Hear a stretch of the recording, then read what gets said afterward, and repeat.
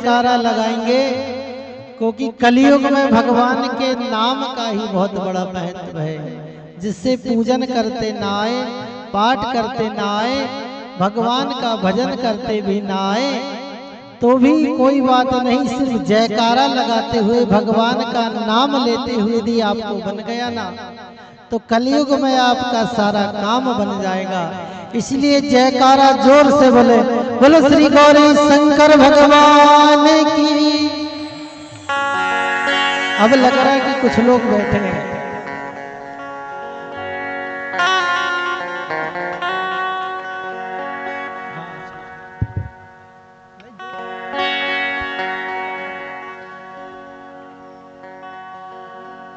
Hello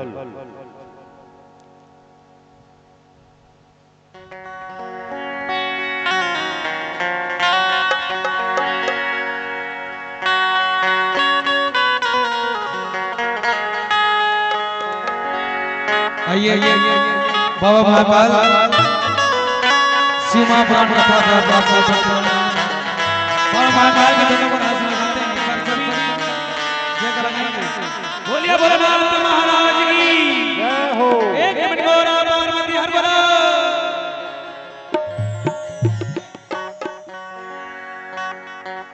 hello hello hello hello hello hello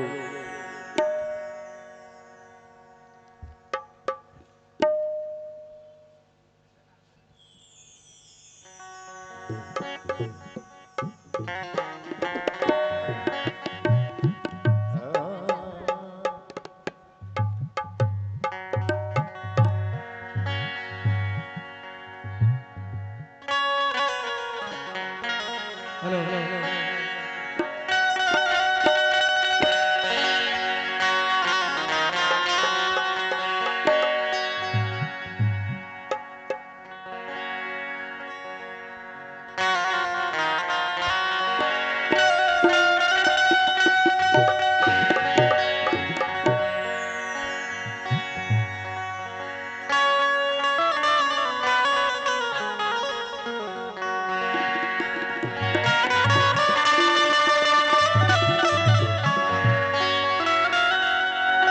अकाल मृत्यु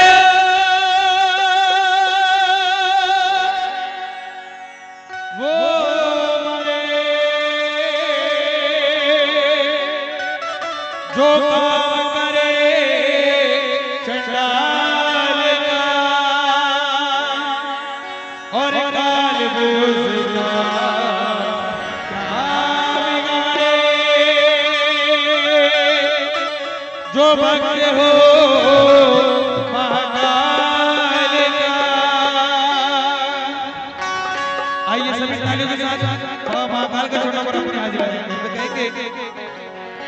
उज्जैन के राजा कवि के रूपा नजरिया, उज्जैन के राजा कवि के रूपा नजरिया, दुखिया मेरा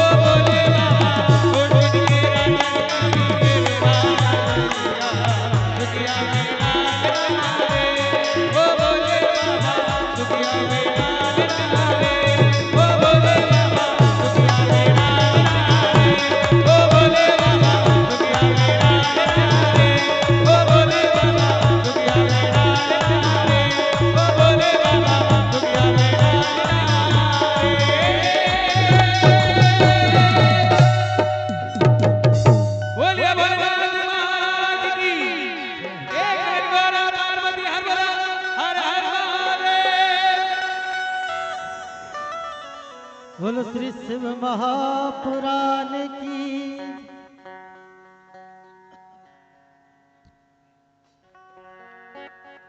आज भगवान भोलेनाथ जब वह उस परम पावन नगरी काशीपुरी में जब महामंत्र जपते हैं, सब तो मंत्र है लेकिन श्री राम जय जय राम ये महामंत्र है। और आज सौनकादिक ऋषि सूत जी महाराज से कहते हैं कि राजन ये वही काशीपुरी नगरी है जहां पर वह एक सत्यवादी राजा निवास करते थे। और भगवान जो है साक्षात सत्य का ही स्वरूप है। और जो सत्य का स्वरूप है ना, वही शिव है। शिव ही सत्य है, शिव ही सुंदर है। तो आज देखिए, बोले राजन ये जो काशीपुरी है ना, यहाँ पर राजा हरिश्चंद्र निवास किया करते थे। और उन्होंने इसी नगरी में जब तप किया तो बड़े धर्मनिष्ठ थे, कर्मनिष्ठ थे। अपनी प्रजा का पालन बड़े सुंदर तरीके से करते थे। उनके राज में कभी प्रजा को कोई तकलीफ नहीं हुई। तो एक दिन भगवान भोलेनाथ ने सोचा कि बोले चलो इस भक्त की परीक्षा लेनी चाहिए। सारी काशीपुरी नगरी में उन्हीं राजा हरिश्चंद्र का, वह हरिश्चंद्र नगरी, वह राजा हरिश्चंद्र उस काशीपुरी नगरी के राजा थे। तो आज भगवान भोलेनाथ ने क्या किया कि इनकी तप की परीक्षा लिया जाए। और आज विश्वामित्र जी को वह एक ब्राह्मण बनाकर पहुंचा देते हैं कि वह ये संत महात्मा ब्राह्मणों का कैसा आदर सत्कार करते हैं, देखना चाहिए। तो आज भोले बाबा के आदेश से विश्वामित्र जी सारी नगरी उनसे दान में मांग लेते हैं। और इतने सत्यवादी थे, उन्होंने संकल्प करके पूरी नगरी राजपाट सब दान में दे दिया और एकदम निर्धन हो जाते हैं। आज उनके पास खाने के लिए एक पैसा तक नहीं रहता। तो राजा हरिश्चंद्र को उसी काशीपुरी में, कहते हैं काशीपुरी में 80 घाट है। और 80 घाट में भी वह जहां राजा हरिश्चंद्र ने तप किया, नौकरी की उस घाट का नाम है मणिकर्णिका घाट। और ये वही मणिकर्णिका घाट है कि जब वह भगवान भोलेनाथ के वरदान से सब जगह तो सूर्य निकलने का लेकर सूर्य अस्त तक ही जीव का दाह संस्कार किया जाता है। लेकिन ये मणिकर्णिका घाट में, जिसको हरिश्चंद्र घाट भी कहा जाता है, तो उस घाट में भगवान भोलेनाथ ने ऐसा वरदान दिया कि वह 24 घंटे भी किसी जीव का दाह संस्कार किया जा सकता है, तो भी उसे मोक्ष की प्राप्ति हो जाएगी। तो जब एक बार भगवान ने उसकी परीक्षा लिया, तो देखिए परीक्षा में सब धन उनसे ले लेते हैं।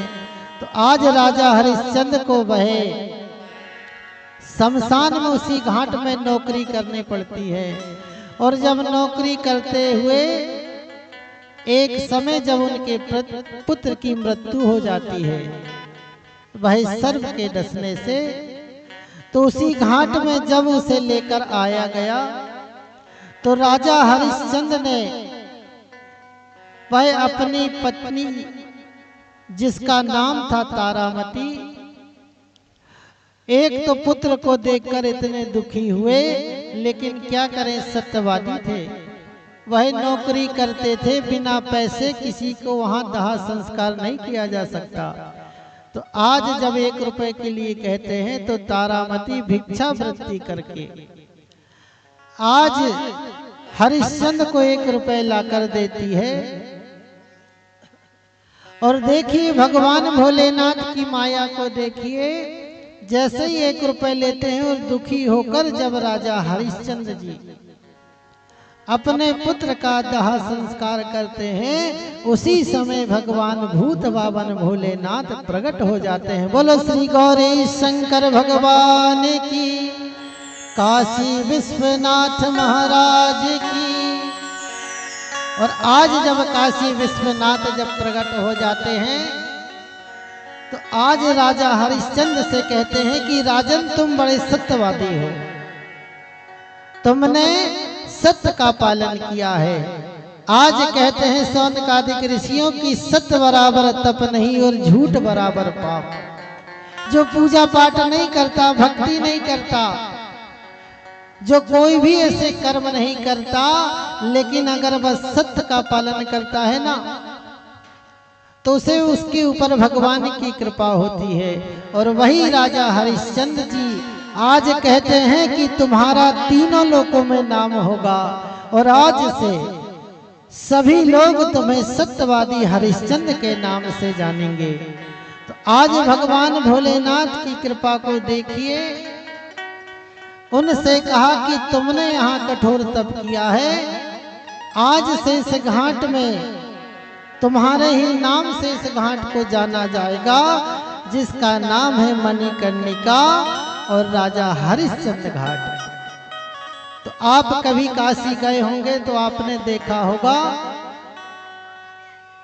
तो आज भी भगवान कहते हैं, जब भगवान भोलेनाथ महामंत्र जपते हैं ना, श्री राम जय जय राम, तो आज भगवान भोलेनाथ ने भगवान राम को प्रकट कर लिया और राम जी प्रकट हो जाते हैं और आज भोलेनाथ को वरदान देते हैं।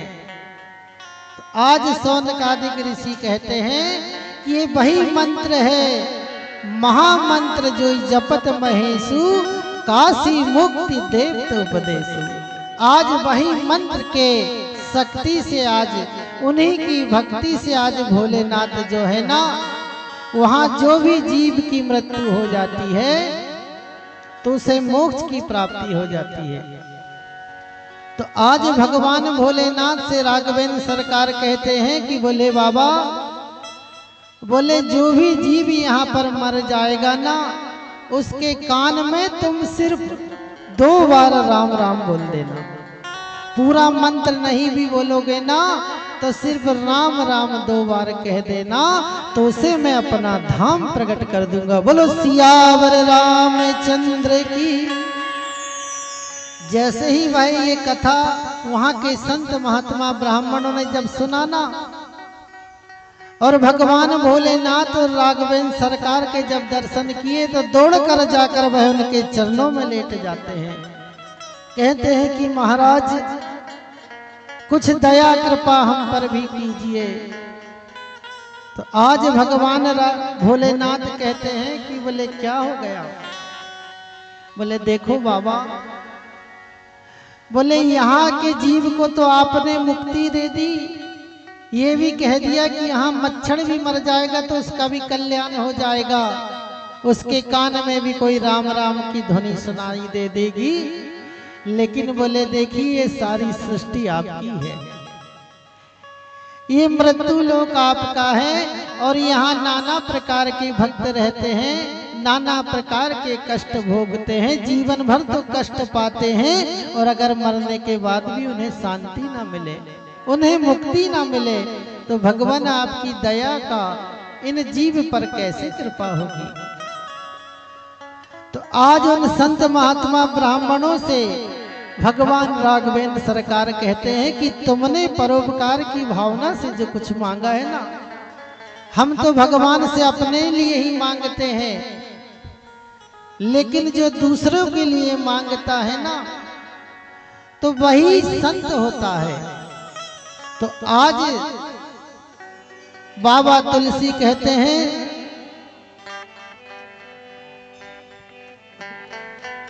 बोले जो परोपकार की भावना रखता है ना तो उसके लिए जग में कुछ दुर्लभ नहीं है। परहित बसे जाके मन माही, तो जग में कछु दुर्लभ नाहि। परहित बसे जाके मन माही, तो जग में कछु दुर्लभ नाहि।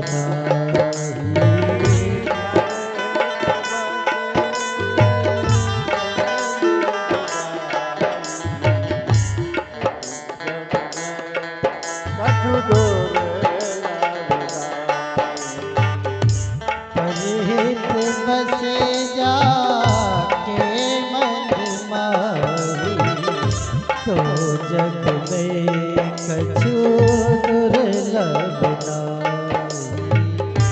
सो जग में कछु दुर्लभ नाहि। आज भगवान राघवेंद्र सरकार कहते हैं कि जो परोपकार की भावना रखता है ना उसके लिए संसार में जग में कोई भी ऐसा कार्य दुर्लभ नहीं है जो नहीं हो सकता। तो आज देखिए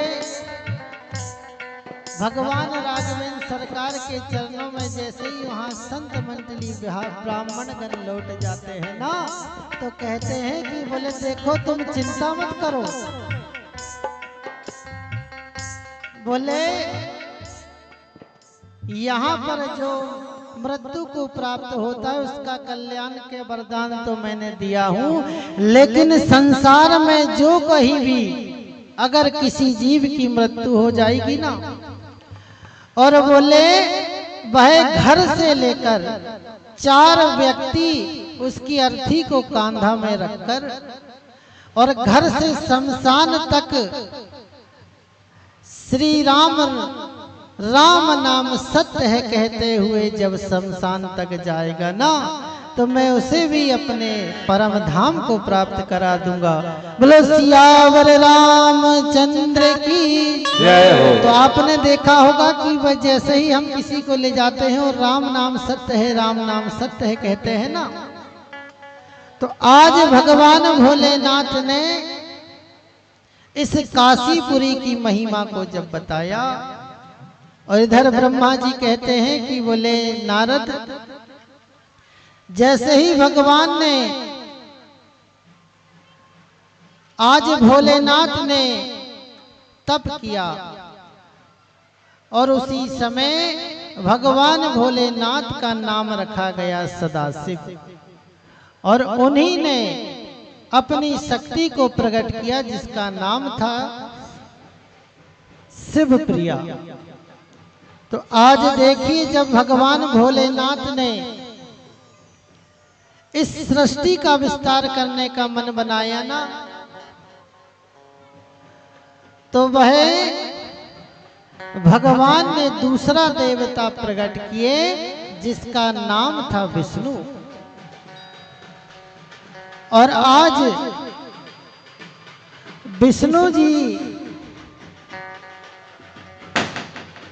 जब प्रकट होते हैं और उन्हें कहते हैं कि तुम तप करो,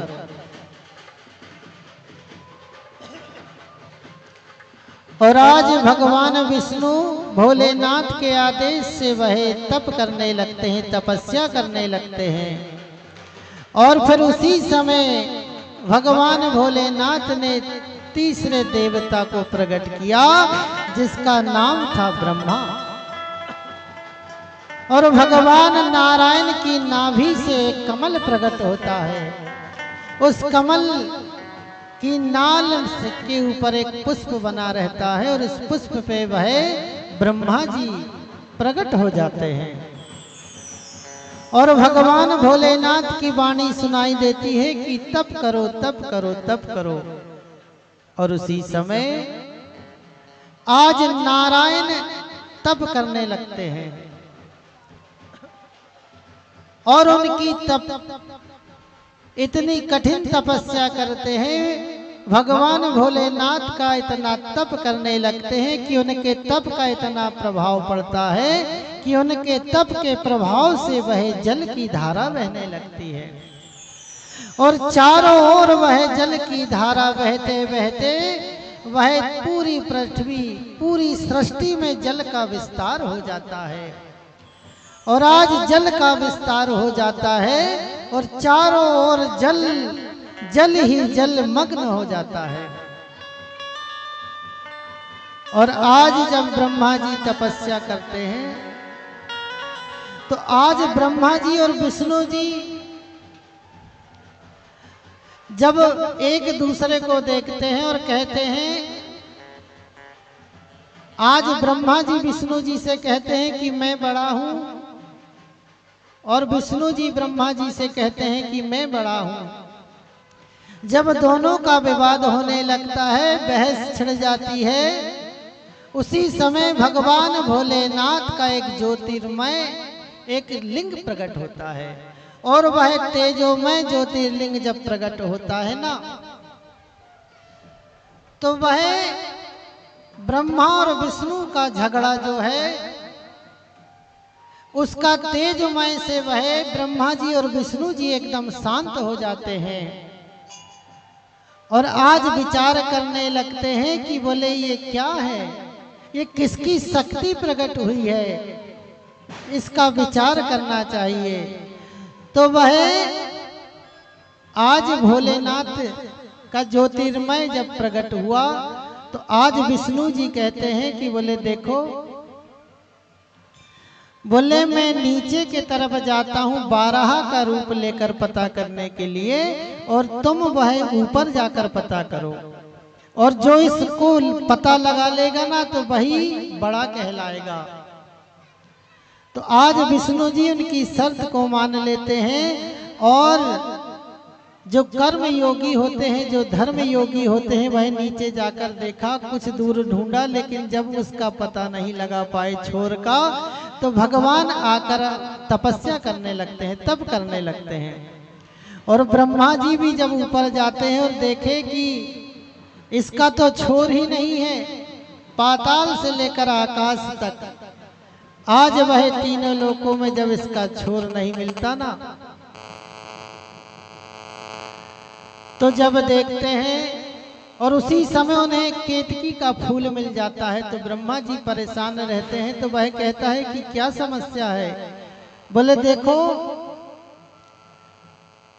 बोले इस ज्योतिर्मय लिंग का तो छोर पता नहीं है, लेकिन मुझे अपनी सिद्धता सिद्ध करना है।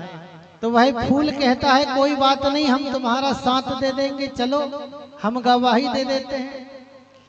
और आज ब्रह्मा जी उस पुष्प को लेकर आते हैं और विष्णु जी से कहते हैं कि विष्णु सुनो, बोले हमने इसका छोर पता लगा लिया है, और जब छोर पता लगा लिया ना तो हम बड़े हैं। तो आज विष्णु जी कहते हैं कि ठीक है, बोले आप ही हमारे पितामह हो, और चरणों में लेट जाते हैं, प्रणाम करते हैं।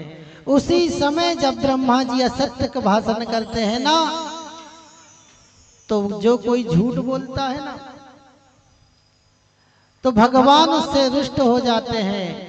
आपको बताए कि सत्य बराबर कोई तप नहीं है और झूठ बराबर कोई पाप। लेकिन हम लोग तो कभी कभी कोई बिगर कारण के ही झूठ बोल देते हैं। यहाँ मोबाइल आया, कथा में बैठे और किसी ने बोला कि बोल दिए भैया हम तो बस स्टैंड में हैं यार। कोई बेमतलब ही झूठ बोलता है, जबकि झूठ और सत्य जो है, ये सत्य जो साक्षात भगवान का अवतार है। तो आज देखिए, सत्यता के ही कारण राजा हरिश्चंद्र को वह पदवी प्रदान हुई। आज हम कोई सत्यवादी बनता है तो हम कहते हैं तुम तो बड़े सत्यवादी हरिश्चंद्र बन रहे यार, जरा सा झूठ नहीं बोल सक रहे हमारे लिए।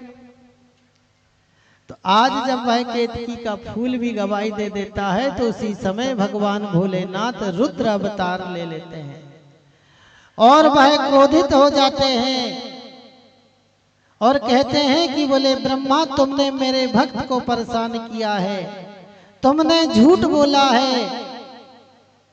और उसी समय ब्रह्मा जी के 5 सिर रहते हैं तो भगवान की क्रोध अग्नि से, भगवान भोलेनाथ के भों से एक गण प्रकट होता है और वह इतना भयानक गण रहता, बड़ा विकराल रूप रहता है उसका, और वह गण प्रकट होता है और वह गण हाथों में तलवार लेकर ब्रह्मा जी का वह 5वां शीश को वह काट देता है। और आज भगवान भोलेनाथ की वह गण जो आदेश मानता है तो बड़े प्रसन्न हो जाते हैं। भगवान भोलेनाथ उसे वरदान देते हैं कि तुमने हमारा आदेश का पालन किया है, आज से तुम्हारा नाम होगा भैरव। बोलो श्री भैरवनाथ महाराज की जय। 2 मिनट सुनाओ।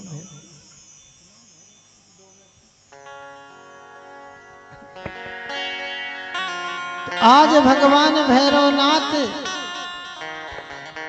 की स्तुति सारे देवता गण करते हैं। बोलिए श्री काल भैरव भगवान की जय। देवराज सेव्यमान पावन लिंग पंकजम व्याल यज्ञ सूत्रमेन्दु शेखरम कृपाकरम नारदादि योगी वृंद वंदितम दिगंबरम काशिकापुरादिनाथ काल भैरवम भजे भानुकोटि भास्करम भवामि तारकं परम नीलकंठमीशदायकं त्रिलोचनं काल काल बम्बुजाक्ष भक्षशूल भक्षरम काशिकापुरादिनाथ काल भैरवम भजे शूलटंक पाशदंड पाणिमादिकारणं श्यामकाय मादिदेव भक्षरं निरामयं भीमवेगवं प्रभुं विचित्रताण्डवं प्रियं काशिकापुरादिनाथ काल भैरवं भजे काशिकापुरादिनाथ काल भैरवं भजे मुक्ति मुक्तिदायकं सहस्रचारु विग्रहं भक्तवत्सलं सतं समस्तलोक विग्रहं विनिक्षिणं मनोजले काशिकापुरादिनाथ काल भैरवं भजे धर्म सेतु पालकं स्वधर्म मार्गनाशिकं कर्म पास मोचकं सुकर्मदायकं विभुं स्वर्णवर्ण शेष पास शोभितांग मंगलम काशिकापुरादिनाथ काल भैरवं भजे रत्नपादुका प्रभाभिराम पादुकं नित्यदुत्यमिष्टदे सतं शैलं निरञ्जनं प्रत्युतर्कनाशनं कराल भक्तमोक्षणं काशिकापुरादिनाथ काल भैरवं भजे खण्डहास विघ्नपाशनागकोश संततिं दृष्टिपात नष्ट पाप जालमुग्रशासनं भूतनाथ संकटादिकालकैतिदायकं काशीवास लोक पुण्य पाप शोधकं विभुं काशीवास लोक पुण्य पाप शोधकं विभुं काशिकावास लोक पुण्य पाप शोधकं। बोलो श्री भैरवनाथ महाराज की जय। तो ये वही भैरवनाथ है।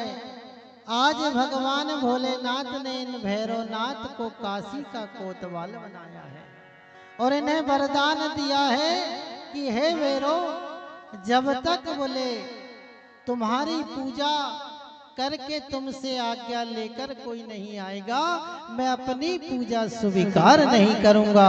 बोलो श्री काशी विश्वनाथ भगवान की जय।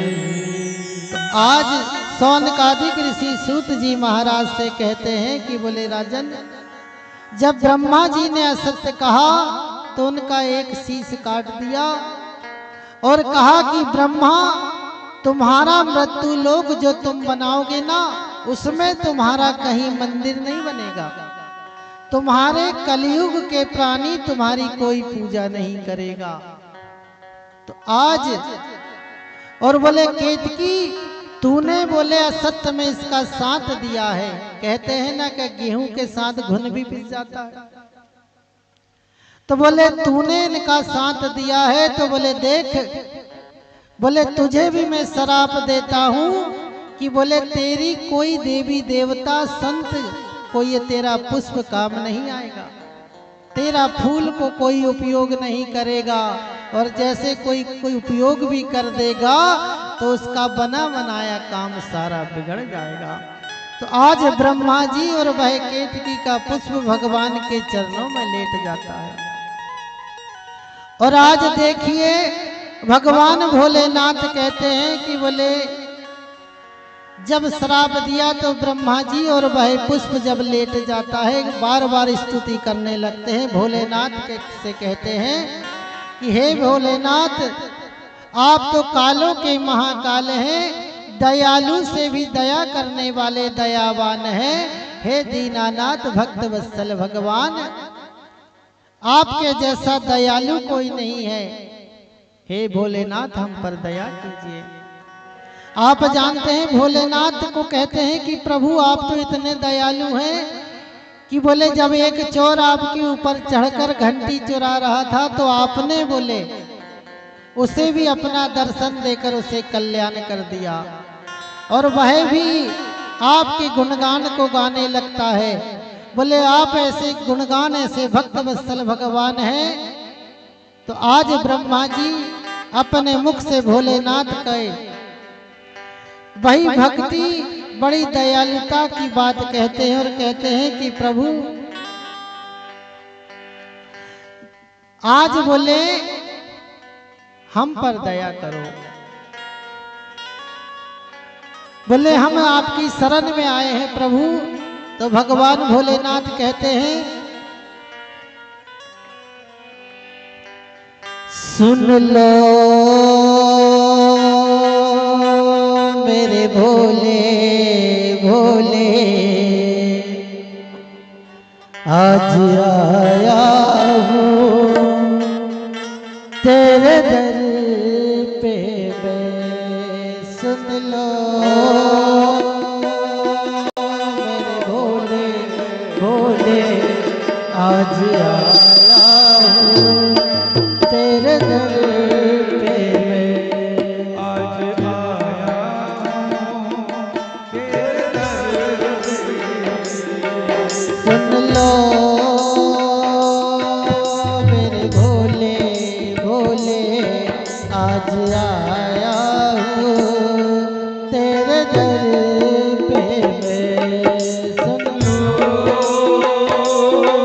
मेरे भोले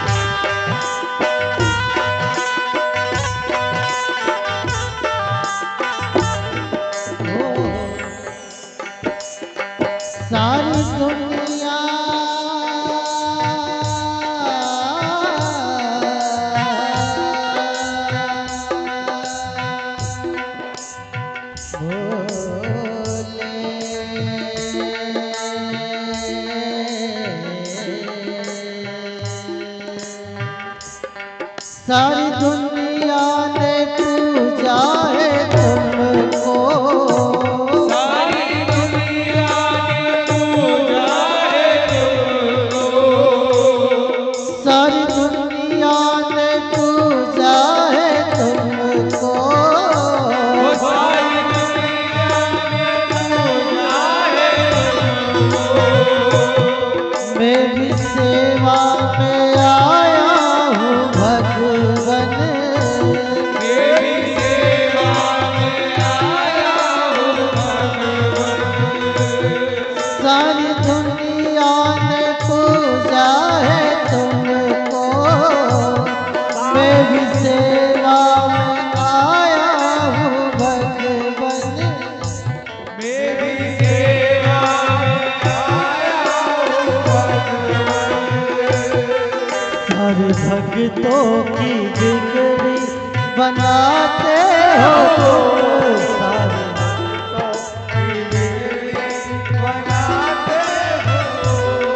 लाज आकर हमेशा बचाते हो तुम, लाज हमेशा बजाते हो तुम। मेरी बिनती टाल न देना, मेरी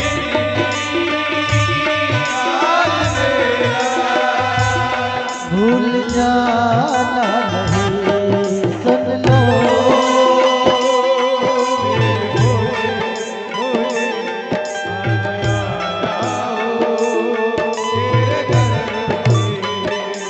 सुन लो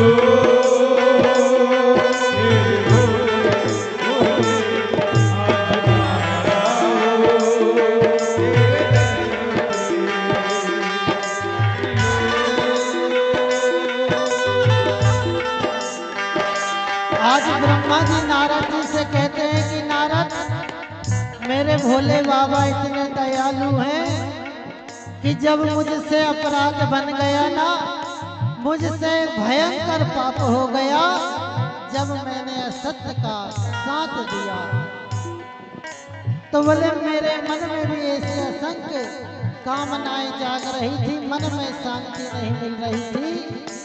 और जब भोलेनाथ से मैंने प्रार्थना किया ना,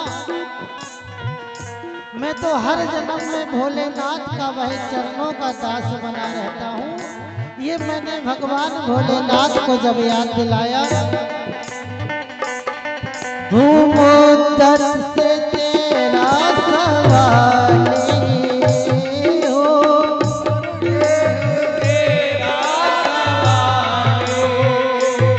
हूँ मुद्दत से तेरा सवाली,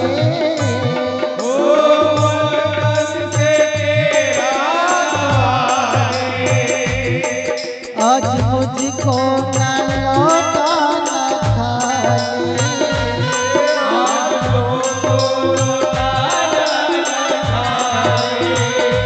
ओ आज मुझको न लौटा न खाली,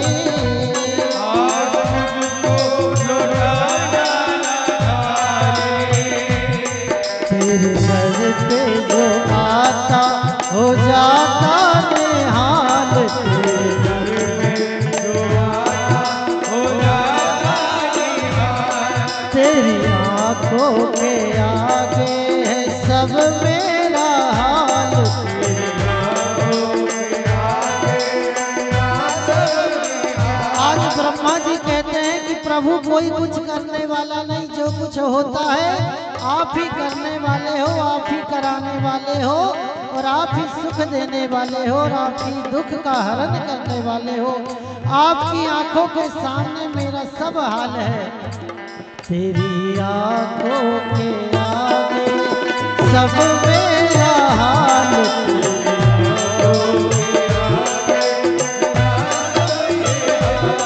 मेरी जिंदगी टाल न देना,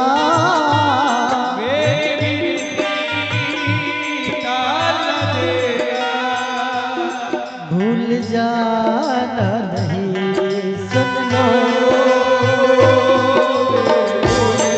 भोले आया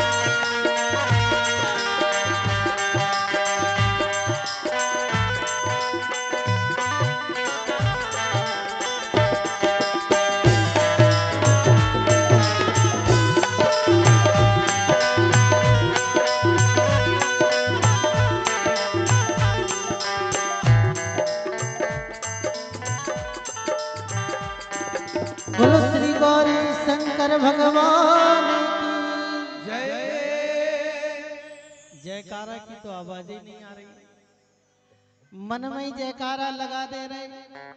अगर मन से ही, आप जानते हैं कि भगवान जो है मन से सुनते हैं, लेकिन जयकारा बोलने से, जोर से बोलने से क्या होता है कि हमारे अंदर के पाप ताप संताप जो है, जैसे ही भगवान का नाम निकलता है तो वह भागने लगते हैं। तो एक बार सभी लोग जोर से जयकारा लगाएंगे, बोलो श्री गौरी शंकर भगवान की जय। अभी भी कहीं कहीं से आवाज नहीं आई, कुछ लोग इधर मुंडी कर ले रहे हैं, कुछ लोग उन्होंने कहा ये तो चिल्ला रहे, हमको बोलने की क्या जरूरत है। ऐसा नहीं चलेगा। भोजन भजन शयन और सेवा खुद कीजिए जब पावे मेवा। भोजन आपको ही करना पड़ेगा जब आपका पेट भरेगा। आपको आराम करना है तो आपको ही निद्रा लेना पड़ेगा जब आपको आराम मिलेगा।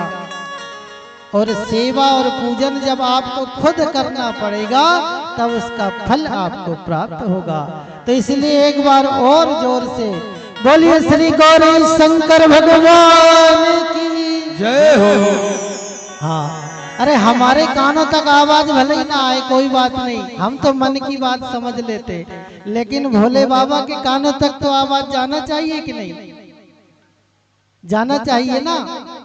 तो इसीलिए जब आज ब्रह्मा जी और भाई केतकी का फूल जब भगवान के चरणों में लेट जाता है तो भगवान की आज पूरा दोष ब्रह्मा जी ने भोले बाबा के चरणों में डाल दिया कि प्रभु जो होता है आपकी इच्छा से होता है। ये बुद्धि जो है ना, आपकी ही कृपा से हमारी बुद्धि खराब हुई और हमने झूठ बोल दिया। तो आज बाबा तुलसी कहते हैं, सौनकादिक ऋषियों से कहते हैं कि जाको प्रभु दारुण दुख देई ताकि मति पहले हर ले। बोले ये सब आपके ही कारण हुआ है प्रभु। तो आज भोले बाबा मुस्कुराने लगते हैं कि बोले चलो आज तुम्हें अपनी भक्ति का घमंड तो दूर हो गया, अब तुम एकदम निर्मल बन गए हो। तो आज भोले बाबा उन पर कृपा करते हैं कि कहते हैं कि बोले देखो, मैंने तुमसे कहा था कि मृत्यु लोक में तुम्हारी पूजा नहीं होगी, तुम्हारा मंदिर नहीं बनेगा, लेकिन अब मैं तुम्हें वरदान देता हूँ कि तुम ब्रह्मलोक से जाकर मृत्यु लोक जब बनाओगे तो ये केतकी का फूल जहाँ पर छोड़ दोगे, वहीं पर जहाँ फूल गिरेगा एक गड्ढा प्रकट हो जाएगा और वह तुम्हारा वहां पर मंदिर बनेगा।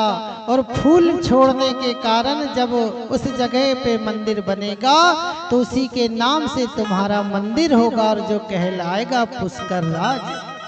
आप जानते हैं ना, पुष्कर में ब्रह्मा जी का मंदिर है, तो वह अजमेर के पास।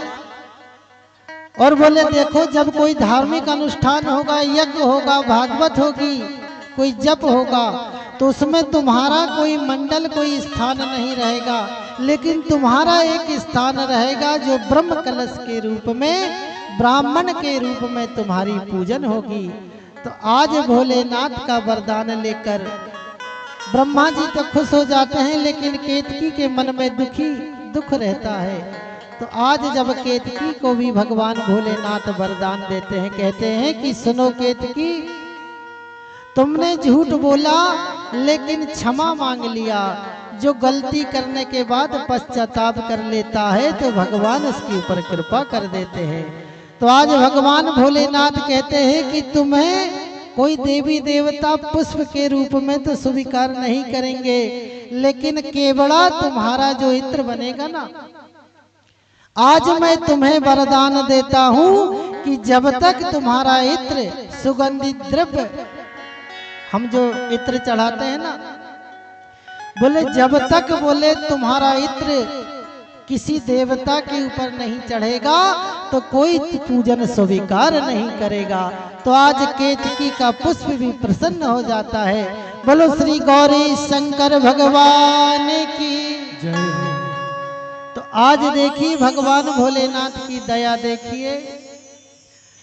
आज सौनकादिक ऋषि सूत जी महाराज को कथा श्रवण कराते हैं।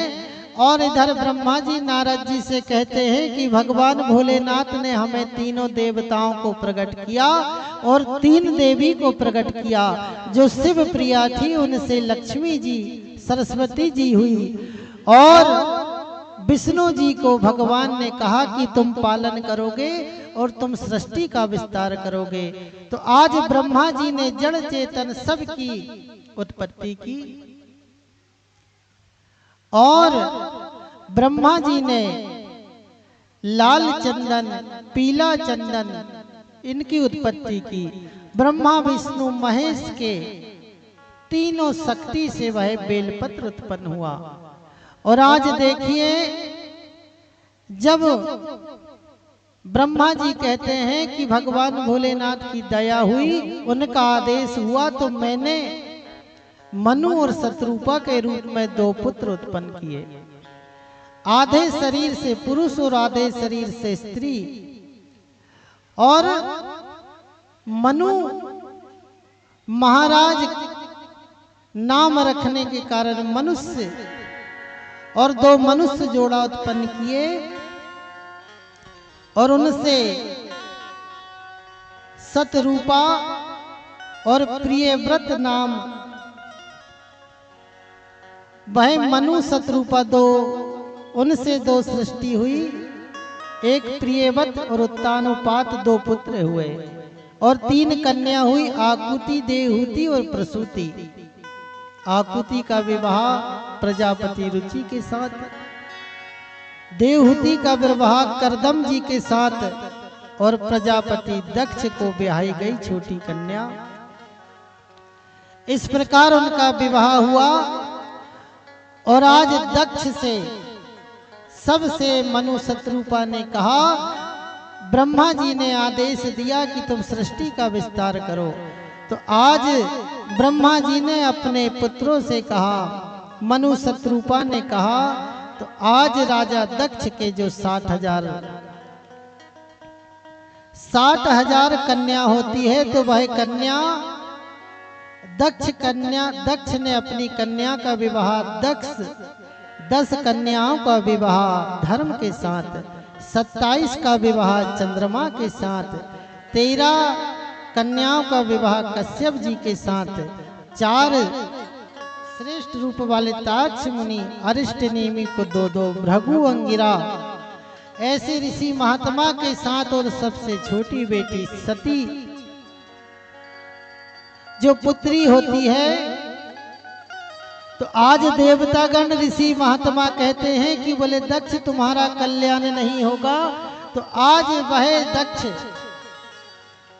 जब मां भवानी की आराधना करता है, देवी जी की प्रार्थना करता है, तो उन्हें देवी जी प्रसन्न हो जाती है और आज सती के रूप में भगवती उनके घर प्रकट होती है और वही सती का विवाह भगवान भोलेनाथ के साथ कर देते हैं। और आज भगवान भोलेनाथ के साथ जब विवाह हो जाता है, इस प्रकार सारी सृष्टि का विस्तार होने लगता है। एक समय भगवान भोलेनाथ वह कथा को सुनते हैं और कथा का इतना बड़ा महत्व है कि भगवान, आज बाबा तुलसी कहते हैं कि जो कथा सुन रहे हैं ना, तो कथा का इतना बड़ा महत्व है कि देवतागण ऋषि महात्मा सब इन कथा को सुनने के लिए तरसते हैं। और बाबा तुलसी कहते हैं कि तात स्वर्ग अपवर्ग सुख, तात स्वर्ग अपवर्ग सुख, धरहित लायक अंग, तूल न ताही सकल मिली, जो तुलसी लब सत्संग। तो सत्संग की महिमा कितनी बड़ी है। तात स्वर्ग, स्वर्ग अपवर्ग, तीनों लोक का सुख, सारी पृथ्वी धन संपदा का सुख भी एक पल्ले पर रख दिया जाए और सत्संग का एक क्षण का फल भी उसके बरोबर नहीं होता। तो आज देखिए आज सौनकादिक ऋषि सूत जी महाराज से कहते हैं कि ये जो सत्संग में जो आ जाते हैं ना, इनका जो फल है ये छोटा मोटा फल नहीं मिलता। आप देखना, ये कथा जो है देवतागण भी तरसते हैं सुनने के लिए, और हमारे भोले बाबा जो है ना, ये कथा सबसे बड़े कथाकार भी यही हैं और सबसे बड़े श्रोता भी यही हैं और सबसे बड़े वक्ता भी यही हैं। लेकिन देखिए, जब इनका मन कथा में लगता है ना, तो आज भोलेनाथ खुद स्वयं भगवान की कथा को सुनने के लिए एक बार त्रेता युग में आज भगवान भोलेनाथ जो है ना, आज देखिए कथा को सुनने के लिए कि कथा का कितना बड़ा महत्व है। एक बार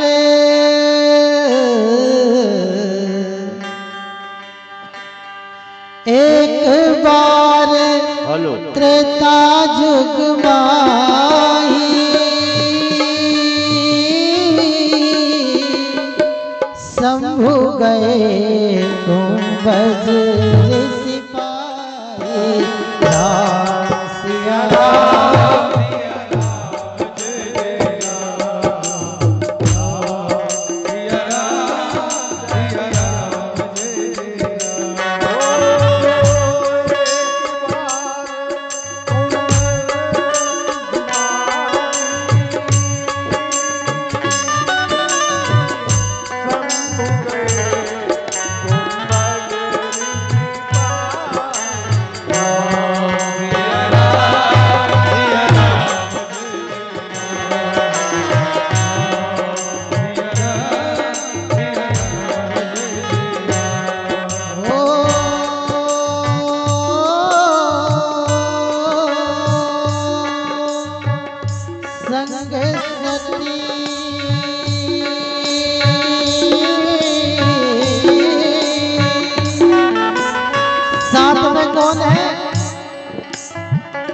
संग सती जग जननी भवानी, पूजे अकेले वरदानी,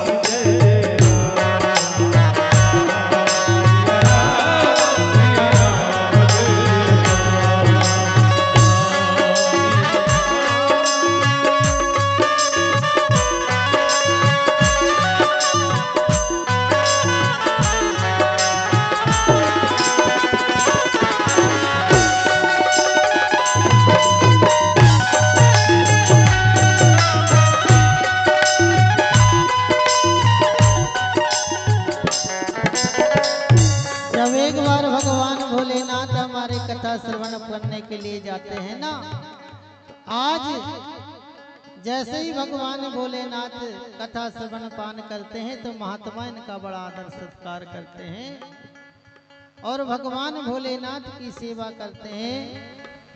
लेकिन जब कथा में मन माँ भवानी का नहीं लगाना, तो आज देखिए भगवान माँ भवानी ये हमें दिखाना चाहती है, ये बताना चाहती है कि कथा का आपने मतलब समझा कि एक क्षण का भी पल कितना बड़ा होता है, और हम कथा में जाकर मन हमारा ना लगे, इधर उधर लगे, तो इसका भयंकर परिणाम भी हो सकता है। ये भगवान इस मृत्यु लोक में अवतार लेकर हमें कलयुग के प्राणी का कल्याण करने के लिए लीला के माध्यम से हमें दर्शन कराते हैं। तो आज देखिए माँ भवानी का मन कथा में नहीं लगता। कहत सुनत रघुपति गुण गाथा, कछ दिन ताहा रहे गिरनाथा। मुनि संग विदा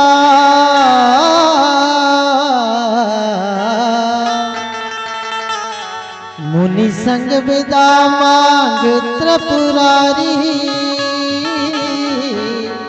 चले भवन संग दक्ष कुमारी।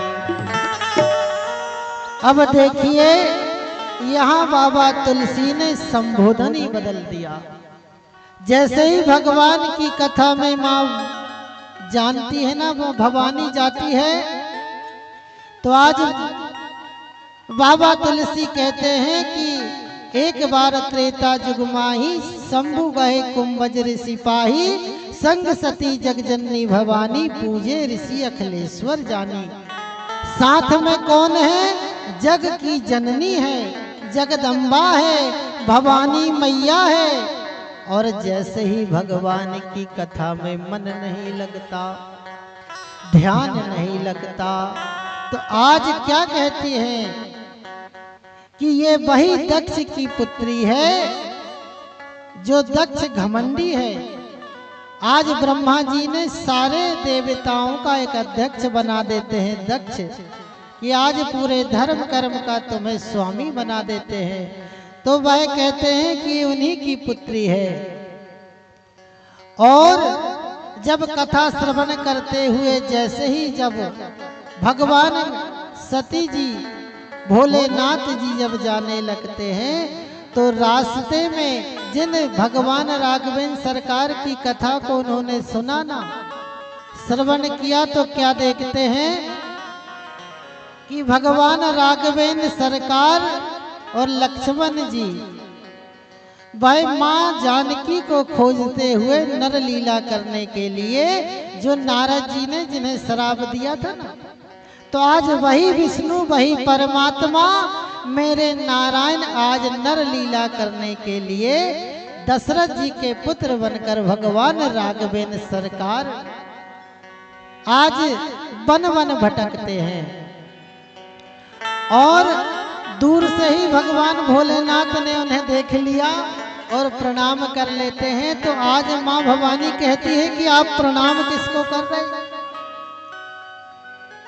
तो भगवान भोलेनाथ ने कहे कि बोले देवी, जिन देवता, जिन पर ब्रह्म परमात्मा, जो भगवान राघवेंद्र सरकार, जिनका मैं भक्त हूँ, जिनका जाप करता हूँ, जिनका भजन करता हूँ, जिनका मनन करता हूँ, जिनका चिंतन करता हूँ, आज वही परब्रह्म परमात्मा ने मुझे दर्शन दे दिया।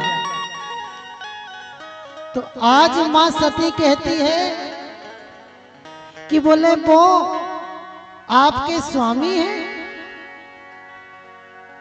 बोले जो,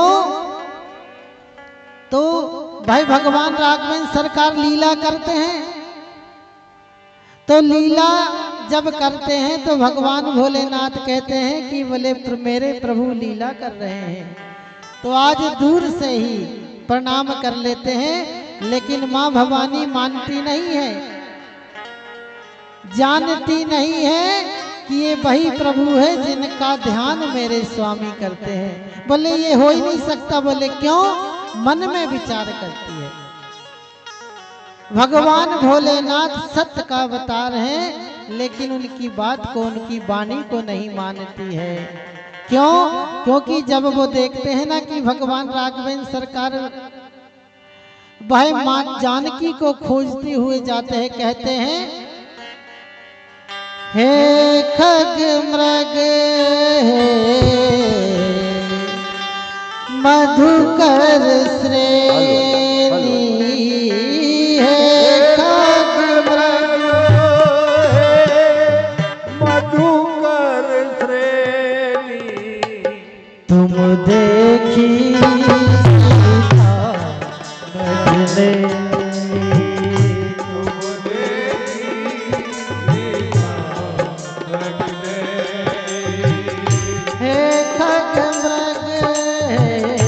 मधुकर श्रेणी है।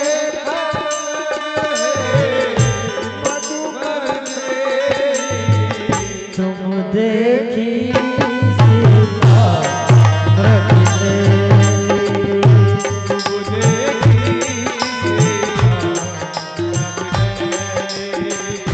श्री राम जय राम जय जय राम। श्री राम जय राम जय जय राम। श्री राम जय राम जय जय राम। श्री राम जय राम। श्री राम जय राम। आज जैसे ही माँ भवानी ने उन्हें देखा कि हे खगमग रहे मधुकर श्रेणी तुम देखी सीता मृग नेली।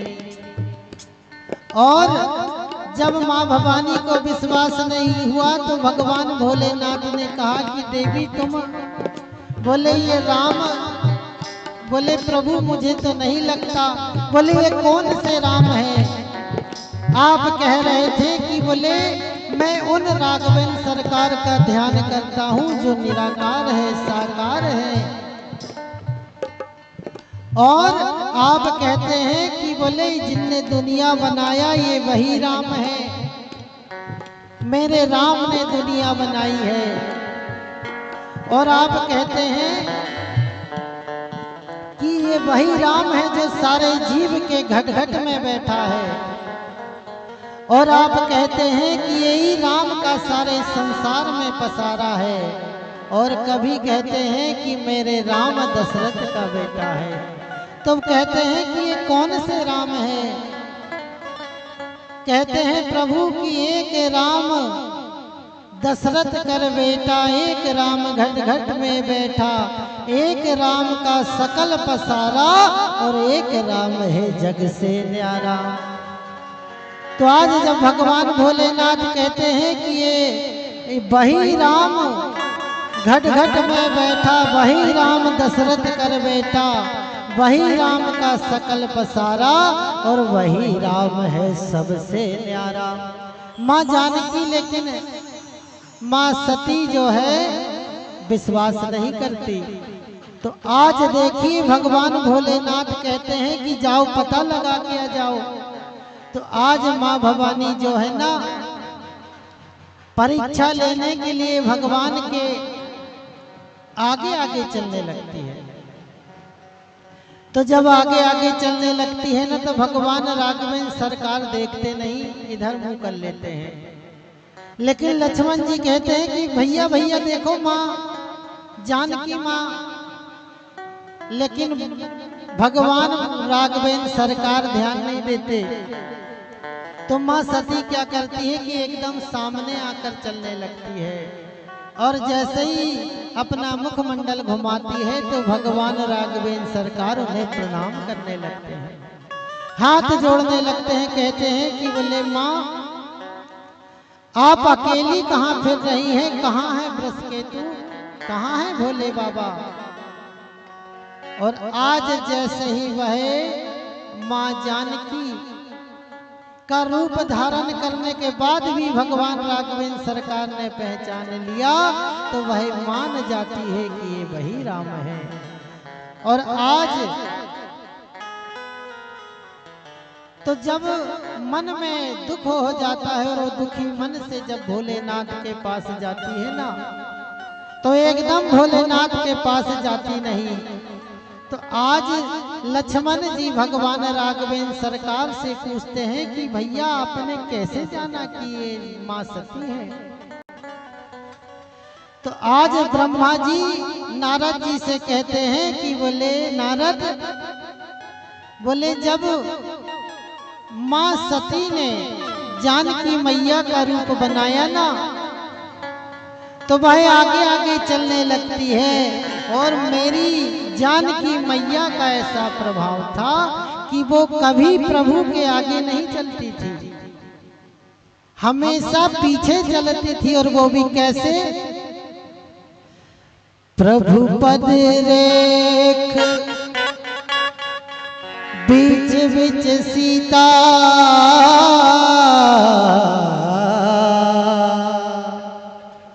और धरत चलन मग चलत सवेता। बोले लक्ष्मण जो मेरी जानकी है ना, ये कभी मेरे आगे कदम आज तक नहीं बढ़ाया, और बोले पीछे भी चलती थी ना तो मेरे पद चिन्हों को देखते हुए चलती थी कि कहीं प्रभु के पग में मेरा पग न रखा जाए और नहीं तो मुझे भयंकर पाप लगेगा।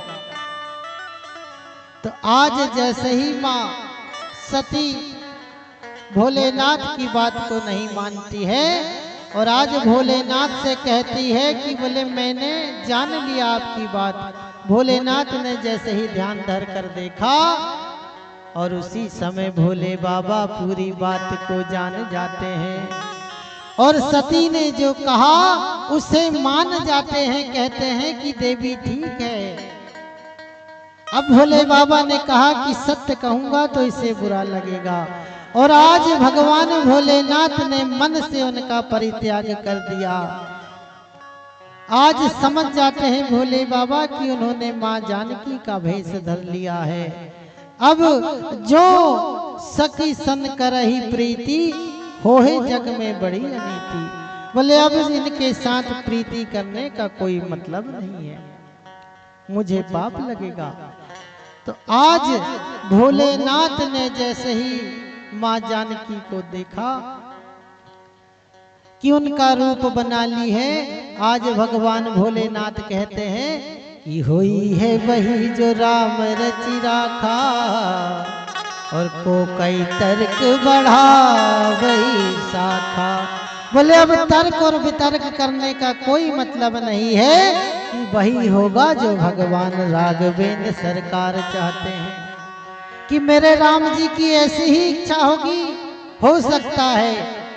तो आज ऐसा कहकर भगवान भोलेनाथ राघवेंद्र सरकार का ध्यान करने लगते हैं, उनका गुणगान करने लगते हैं और उनका नाम जपने लगते हैं, भगवान का महामंत्र ध्यान करते हुए।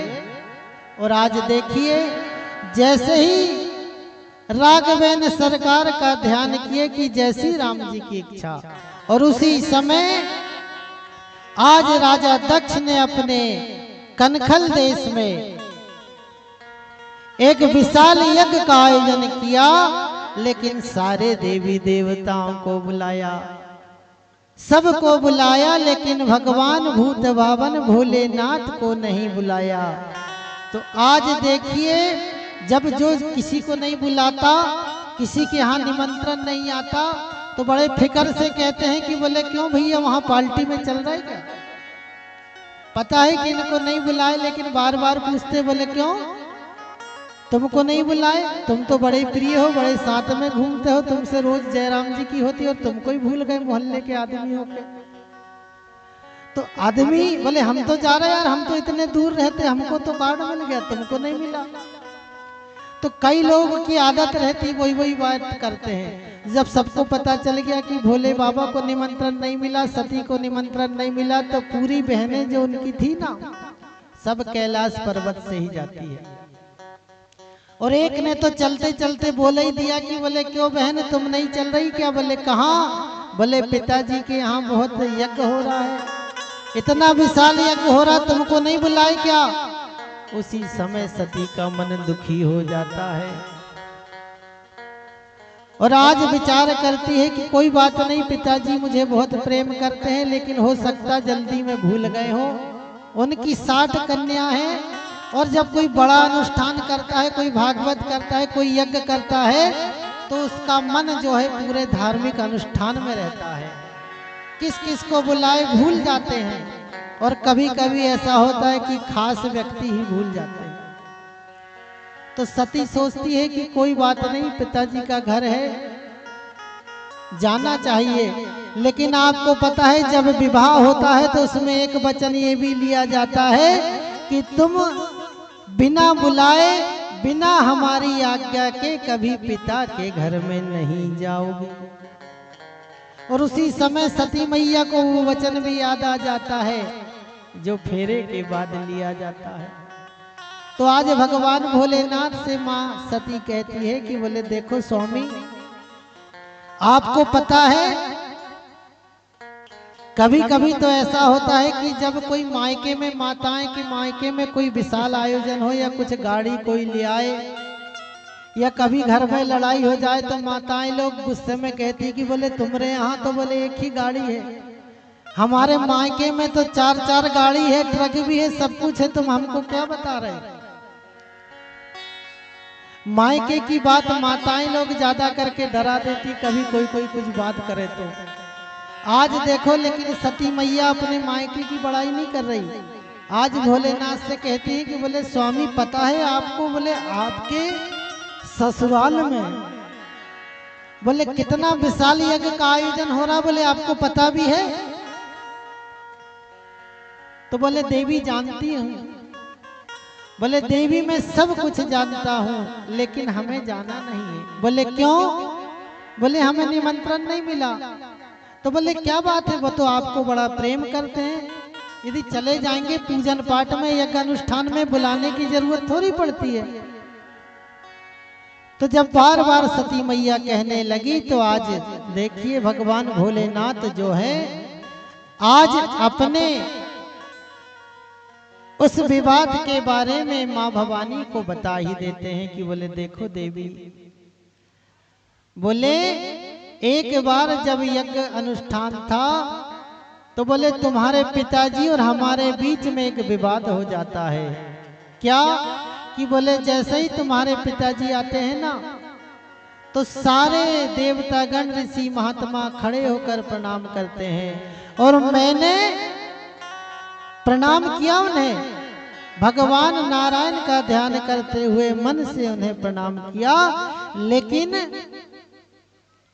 बोले जैसे ही वो आए और मेरे ऊपर नाराज हो गए कि मैंने तुम्हारे साथ विवाह करके बड़ा अनर्थ कर दिया, तुम्हें ज्ञान नहीं है, ध्यान नहीं है, तुम्हारा कोई मान नहीं है, तुम बैरागी हो, तुम भूतों के राजा हो, भूत प्रेत के राजा हो, तुम्हें कोई बात का ध्यान नहीं रहता, तुम्हारे साथ विवाह करके मैंने बड़ा अनर्थ कर दिया। आज बुरा भला कहने लगते हैं। भगवान भोलेनाथ कहते हैं कि देवी देखो मैंने उनका फिर भी बुरा नहीं माना, और देखो जहां हमारा प्रेम ना हो ना वहां कभी जाना नहीं चाहिए। कहीं हमारे जाने से यदि किसी को बुरा लगे ना तो कभी वहां मत जाना। तो आज वो कहते हैं आवत ही हर से नहीं, बोले आने से किसी को हर्ष ना हो, चाहे वहां कंचन भी बरस जाए तो जाना नहीं, बोले तुलसी तहां न जाइए कंचन बरसे ने, रही मन धागा प्रेम का मत तोड़ो चटकाए, टूटे से फिर ना जुड़े, जुड़े गांठ बन जाए। बोले देखो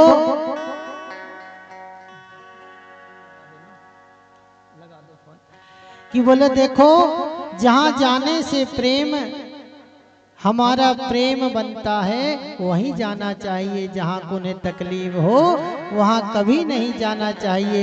लेकिन सती माता बात को मानती नहीं है और आज जब वह कहती है कि बोले प्रभु बोले मुझे जाने की आज्ञा दे दीजिए, तो आज माँ सती भगवान भोलेनाथ की आज्ञा लेकर जाने लगते हैं। तो भोले बाबा कहते हैं देखो देवी मैं तुम्हारे स्वभाव को, तुम्हारे प्रभाव को जानता हूँ कि बोले देखो मैंने तो राजा दक्ष का अपमान सहन कर लिया, लेकिन मैं जानता हूँ कि तुम अपमान सहन नहीं कर पाओगी देवी।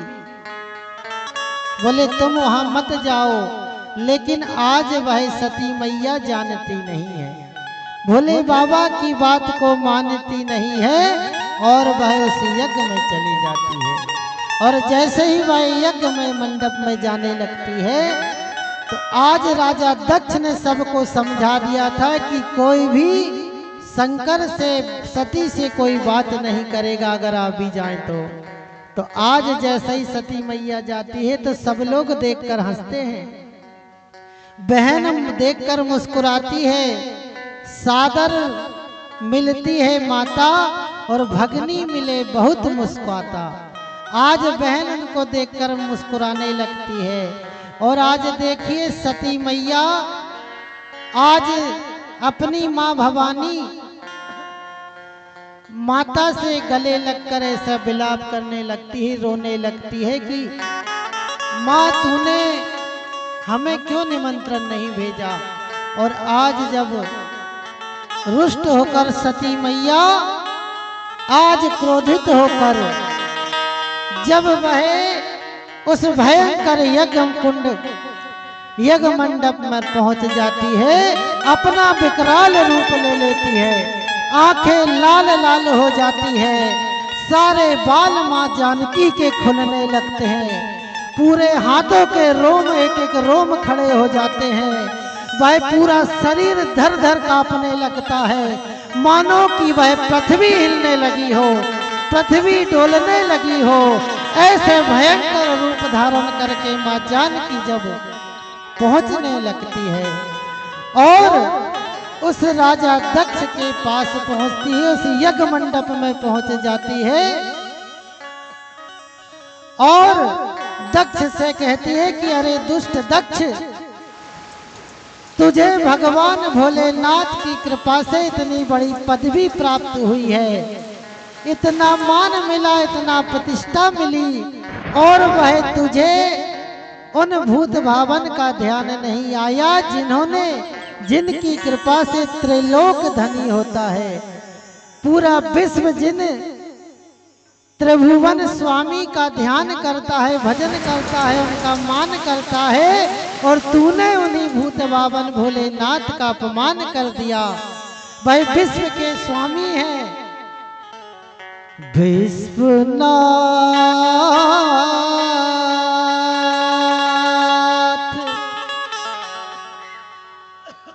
आज मां जानकी वह भोलेनाथ का ध्यान करती है और कहती है कि हे स्वामी, तीनों लोकों के स्वामी विश्वनाथ ममनाथ पुरारी, त्रिभुवन महिमा विदित तुम्हारी। बोले हे बाबा, हे भोलेनाथ, ये पापी दुराचारी जो मेरा पिता है, ये तुम्हारी महिमा को नहीं जानता, तुम्हारी भक्ति को नहीं जानता, तुम्हारे वचनों को नहीं मानता, इसे माफ कर देना। और आज मां सती उन राजा दक्ष को, सारे देवताओं को श्राप देती है, कहती है कि जो बिना भोलेनाथ का जहां मान नहीं रहता, भान नहीं रहता, उनका भाग नहीं रहता, वो कभी यज्ञ संपन्न नहीं हो सकता। और ऐसा सबको क्रोधित करती हुई मां सती आज उस यज्ञ कुंड में अपने प्राणों का दहा कर लेती है। बोलो सती मैया की। और उसी हवन कुंड से विकराल रूप मां भवानी का प्रकट हो जाता है, और वह विकराल रूप जो है महाकाली का प्रकट हो जाता है। आज सारे देवी देवता गण घबराने लगते हैं, पृथ्वी डोलने लगती है, और भयंकर काली का रूप लेकर ज्वाला, बड़ी बड़ी ज्वाला आज प्रकट हो जाती है। और काली काली का रूप लेकर महाकाली जब प्रकट होती है, और सारे देवता गण जैसे ही जाके शिव के गण भगवान भोलेनाथ को बताते हैं, कहते हैं कि बोले जैसे ही माँ सती का समाचार सुनाया तो भगवान भोलेनाथ भी भय क्रोधित हो जाते हैं। उनके नेत्रों से ज्वाला प्रकट होने लगती है, विकराल रूप ले लेते हैं और अपने शीश से एक जटा को जैसे ही उखाड़ कर पटकते हैं, उसी समय भगवान का एक गण प्रकट हो जाता है जिसका नाम है वीरभद्र। बोलो वीरभद्र भगवान की जय हो।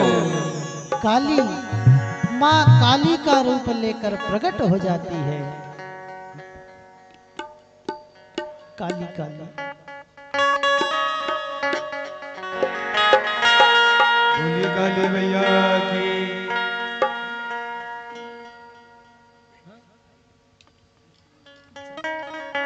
आज काली मैया आ जाती है।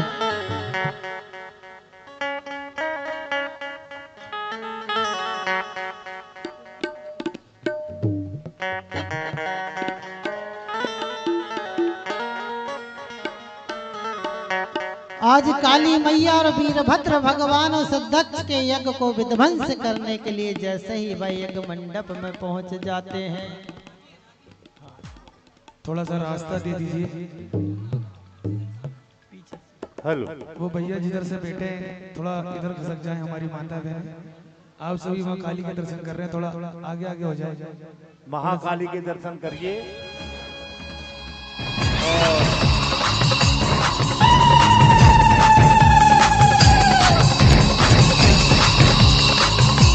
जय हो काली मैया।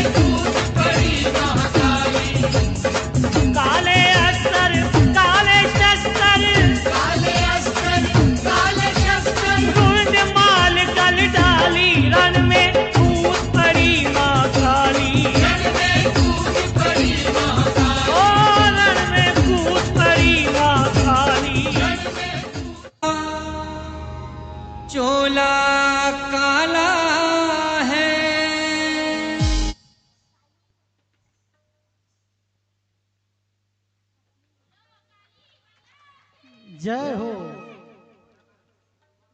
चलिए आरती बना लो। बना ली आरती। हाँ भैया कल भोले बाबा का विवाह होगा, वरना वो विवाह की झांकी रहेगी। हेलो। और आप सभी से निवेदन है, कल कथा का चौथा दिन, कल बाबा भोलेनाथ जी का विवाह होने जा रहा है। सभी श्रद्धालु भक्तों से निवेदन है कि सब विवाह में सम्मिलित होकर बाबा की कथा पे सुनकर आप सभी पुण्य लाभ करें।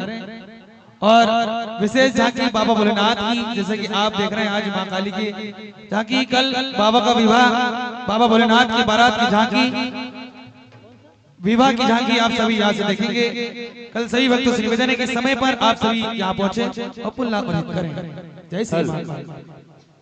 उपस्थित धर्म प्रेमी माताओं बहनों और धर्म प्रेमी भाइयों, आरती के पहले हमारे नगर की महिला कांग्रेस की अध्यक्ष और नगर पालिका में पार्षद हैं श्रीमती सावित्री वर्मा, और हमारे परासिया महिला कांग्रेस की ब्लॉक अध्यक्ष हमारी बेटी अंजलि श्रीवास्तव, उनके साथ में नगर उपाध्यक्ष सुनीता यादव जी महाराज जी का और शिव पुराण का पूजन पाठ करेंगे, महाराज जी का सम्मान करेंगे। संगीत वादक जितने भी हैं सभी का सम्मान होगा। जितने भी विप्र बंधु यहाँ पर उपस्थित हैं उन सभी का हमारे ब्लॉक महिला कांग्रेस अध्यक्ष, नगर महिला कांग्रेस अध्यक्ष और उपाध्यक्ष के द्वारा सम्मानित किया जाएगा। मैं हमारे गुरुजी, हमारे मार्गदर्शक मालवी जी से और सेठ भाई से निवेदन करूंगा कि कृपया कर समय का ध्यान रखते हुए कार्यक्रम को आगे बढ़ाएं।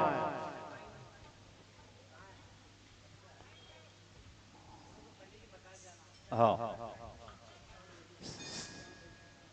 सर्वप्रथम 1 मिनट अंजलि।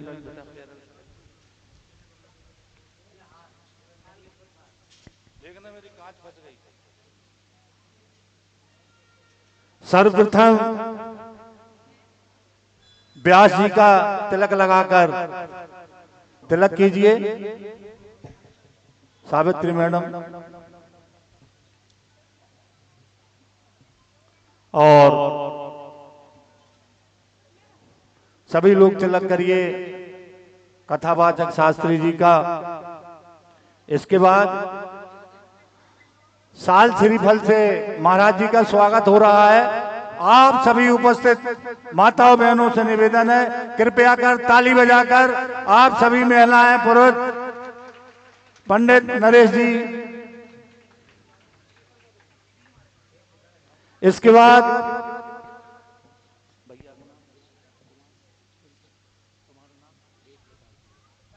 हमारे इस कथा के कर्णधार शास्त्री जी वेद प्रकाश जी शास्त्री जी हैं।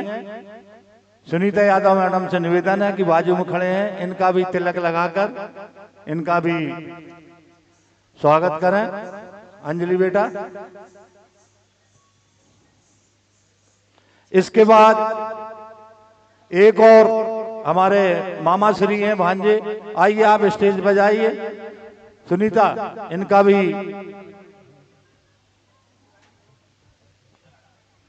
इसके बाद मैं बोल रहा हूं, मेरा भी कर दो भैया।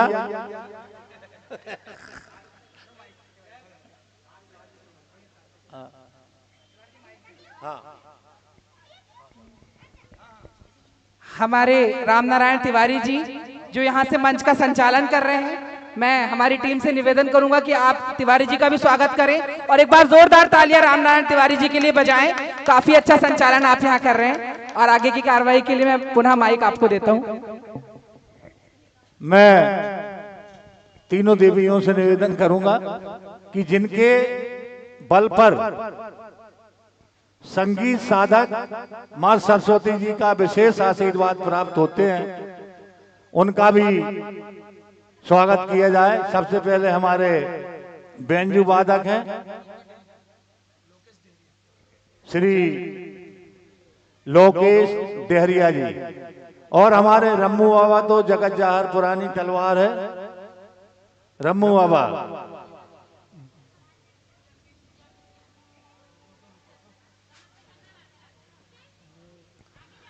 अरे भैया तालियों में पैसा नहीं लगते, तालियां बजाओ कम से कम। ये हमारे नगर के लिए गौरव की बात है कि अंतर्राष्ट्रीय ख्याति प्राप्त कलाकार आप सभी के बीच में अपनी सेवाएं दे रहे हैं, और ये सब संभव हो चुका है मेरी बहन भगवती जी सूर्यवंशी जो नागपुर में निवास करती हैं, उन्हीं के द्वारा शिव महापुराण की कथा का संपूर्ण आयोजन मेरी बहन भागवती सूर्यवंशी जी की तरफ से है। एक बात ध्यान बता दूं, ये कथा व्यक्तिगत उन्हीं की तरफ से हो रही है, ना किसी से चंदा लिया है, ना किसी से मदद ली है। भगवती देवी जी स्वतः इस महापुराण का खर्च खुद स्वतः उठा रही हैं। चलो ठीक है, मैं महिला कांग्रेस अध्यक्ष, नगर अध्यक्ष और उपाध्यक्ष को इस शिवपुराण व्यासपीठ से उनको हार्दिक आशीर्वाद देता हूं, उनको शुभकामनाएं देता हूं, और भगवान भोलेनाथ से ये निवेदन करता हूं आप सभी ऐसे ही धर्म के कामों में लगे रहें, हमारे नगर में आए हुए कलाकारों का सम्मान करते रहें। मालवी जी का आभार, सैफ भाई का सबका आभार है। हम आपको इस व्यासपीठ से हार्दिक धन्यवाद, अभिनंदन, वंदन करते हैं। बोलिए शंकर भगवान की जय।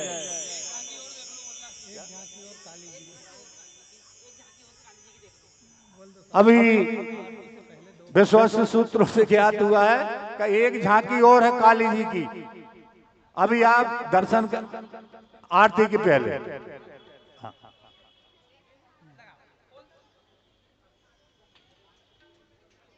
चालू करो।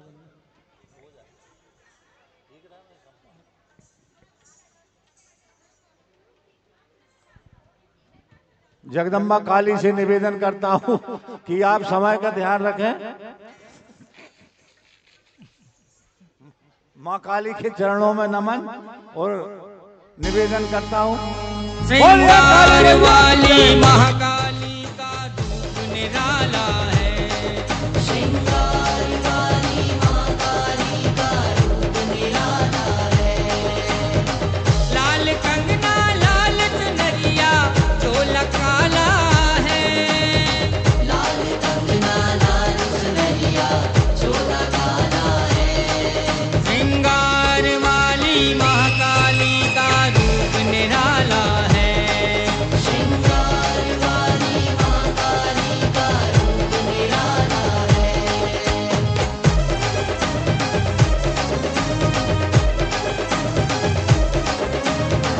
जय काली खपर वाली, जय काली खपर वाली, जय काली खपर वाली, जय काली खपर वाली। पाँव में लागो लाल महावर और बिछिया बजनारी, और बिछिया बजनारी, और बिछिया बजनारी।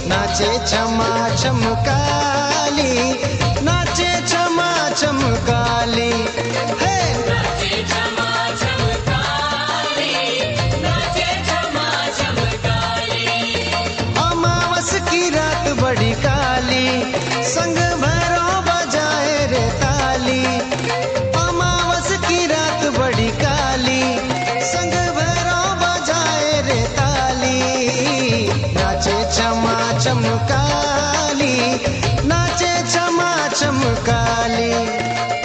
या देवी सर्वभूतेषु काली रूपेण संस्थिता, या देवी सर्वभूतेषु काली रूपेण संस्थिता। नमस्तस्यै नमस्तस्यै नमस्तस्यै नमो नमः, नमस्तस्यै नमस्तस्यै नमस्तस्यै नमो नमः।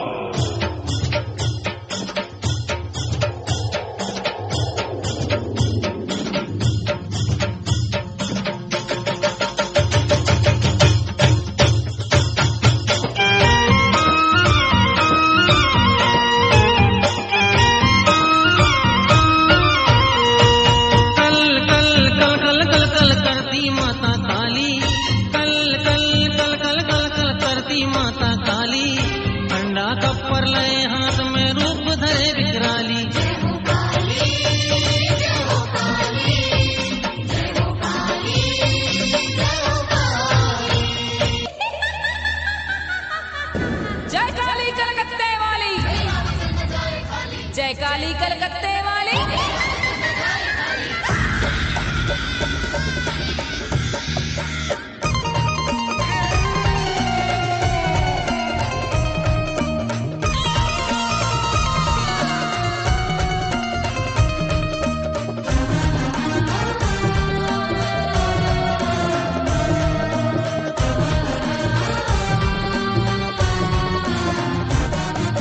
नाचे छमा छम काली जे मैया, नाचे छमा छम काली रे।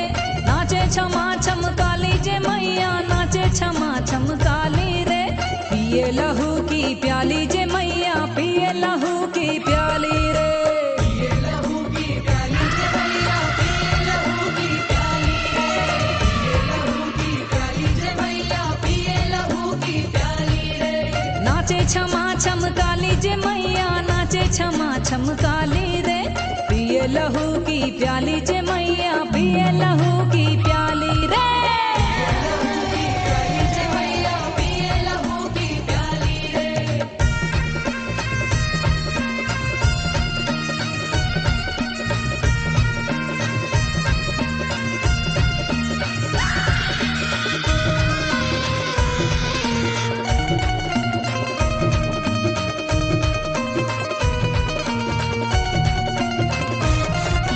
लट बिखराए कारी कारी काली मैया ले किलकारी। काली मैया ले किलकारी, काली मैया ले किलकारी। अरे लट बिखराए कारी कारी काली मैया ले किलकारी। काली मैया ले किलकारी, काली मैया ले किलकारी। चले समर महारानी जे मैया, चले समर महारानी रे।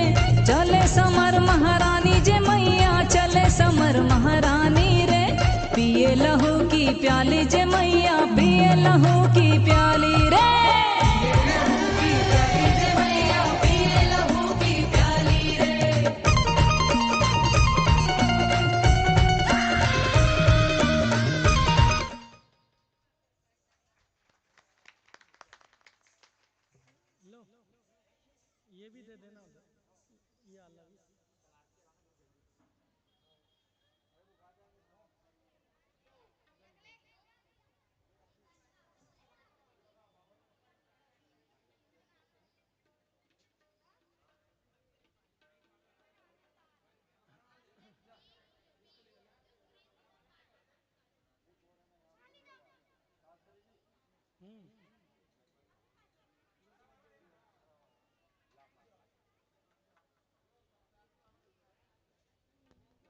ओम चंद्रमा मनसो जात चक्षुः सूर्यो जायत सोत्राद् वायुस्य प्राणस्य मुखाद् अग्निरजायत।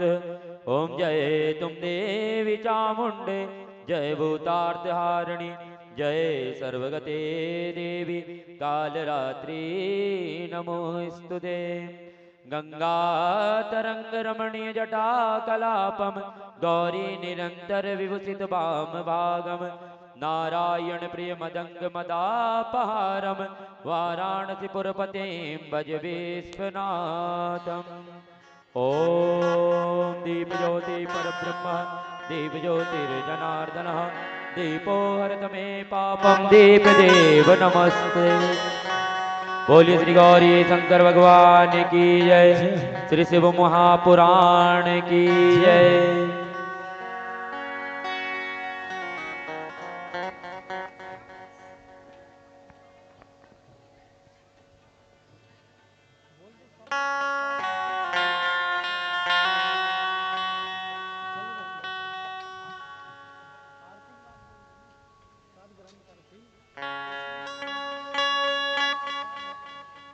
Hello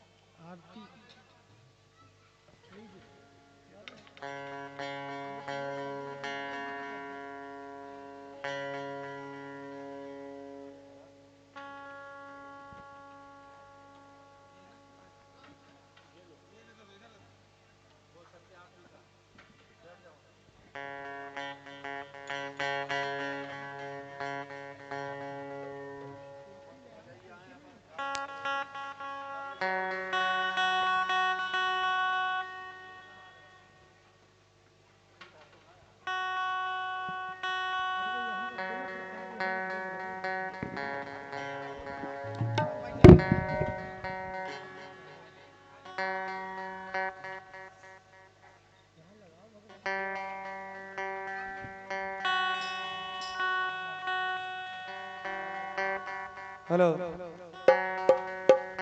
hello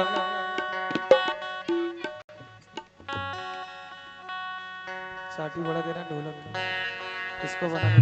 hello hello hello आइए समस्त श्रद्धालु भक्तों से निवेदन है कि आरती होने जा रही है, सभी स्थान पर खड़े हो जाएं और कल ठीक 3 बजे से शिव महापुराण कथा प्रारंभ हो जाएगी। आप सभी भक्तों से निवेदन है कि कल कथा का 4था दिन, कल बाबा भोलेनाथ की बारात पर आप सभी सम्मिलित हों और सभी भक्तों से निवेदन है कि आरती के पश्चात आप सभी अपने स्थान पर बैठे आरती प्रसाद लेकर जरूर जाएं और पुनः लाभ अर्जित करें। सूर्यवंशी परिवार द्वारा शिव महापुराण कथा का आयोजन यहाँ रखा गया है। आप सभी भक्तों से निवेदन है कि 1 तारीख से 7 तारीख तक आप सभी ब्रह्माश्रम साईं मंदिर पहुंचे और कथा सुनकर पुनः लाभ अर्जित करें।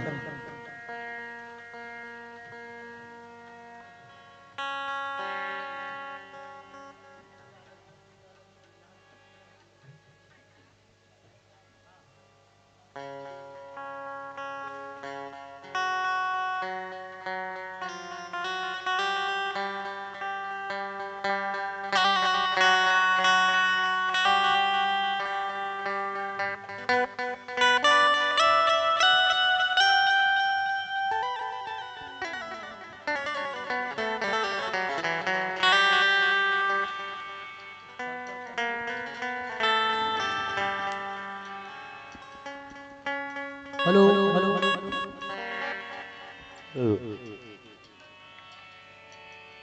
कल